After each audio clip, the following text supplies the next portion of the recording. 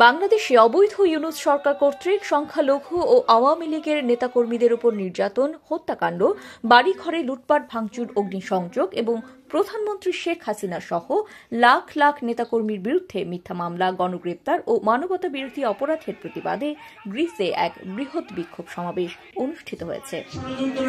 গত শুক্রবার 24 জানুয়ারি গ্রিসের রাজধানী এথেন্সে বাংলা গ্রিস এডুকেশন সেন্টারে এই সমাবেশের আয়োজন করে গ্রিস আওয়ামী লীগ। সমাবেশে সভাপতিত্ব করেন সংগঠনের সভাপতি মান্নান মাতব্বর এবং সঞ্চালনা করেন সাধারণ সম্পাদক বাবুল হাওলাদার।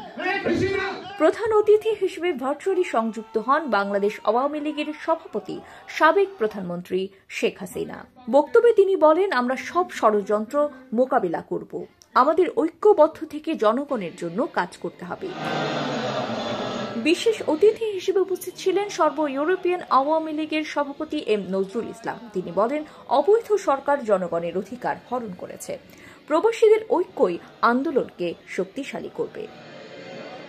অন্যান্য বক্তাদের মধ্যে বক্তব্য রাখেন বাংলাদেশ কমিউনিটি ইন গ্রিসের সাবেক সভাপতি গোলাম মাওলা আব্দুল কুদ্দুস, গ্রিস আওয়ামী লীগের উপদেষ্টা আহসান উল্লাস, সাবেক সভাপতি রকিব মৃধা এবং সাবেক সাধারণ সম্পাদক মিজানুর রহমান আলফা, সহ সভাপতি আলা আমিন শেখ, আবিদ হানজালা, গোলাম কিবরিয়া বাবলু, মিজান দুলাল, যুগ্ম সাধারণ সম্পাদক রানা মল্লিক, সোভান বেপারী, সাংগঠনিক সম্পাদক রফিক হাওলাদার রফিজ, প্রচার সম্পাদক লতিফ মোল্লা, আপ্যায়ন বিষয়ক সম্পাদক নুরুজ্জামান শিকদার, গ্রিস এডুকেশন সেন্টারের সভাপতি দাদন মৃধা, গ্রিস আওয়ামী যুবলীগের আহ্বায়ক কামরুল ইসলাম, গ্রিস ছাত্রলীগের সাধারণ সম্পাদক মোমিন খান প্রমুখ।